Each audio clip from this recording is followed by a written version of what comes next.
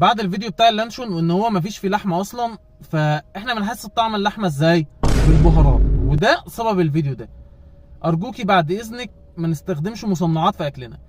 البهارات المصنعه زي المرقات وزي الخلطات، تمام؟ حضرتك لو قلبت الكيس وشفتي المنتج ده مكون من ايه، هتلاقيه محطوط فيه زيوت نخيل مهدرجه كليا، هتلاقي محطوط فيه بنزوات واحادي صوديوم وجلوتامات وحاجات كده كلها مصنعه. لو انت رحت لاي دكتور او سالت على صفحه اي دكتور على المصنعات او التوابل المصنعه، هتلاقيها هي احد اسباب الضغط. دكاتره القلب بيحذروا منها، وكمان دكاتره التغذيه. تمام؟ اي صفحه من صفحات اي دكتور خش اساليه ان ما كانش هو اصلا منزل فيديو. ارجوكي بعد اذنك، لو انت مش خايفه على صحتك، خايفه على صحه اولادك، خايفه ان هم يجي لهم ضغط بسبب بهارات من المصنعات. تمام؟ انت لو عملت الفرخه حطيتي عليها فلفل اسود وكمون وملح، الفرخه هتطلع زي الفل والله.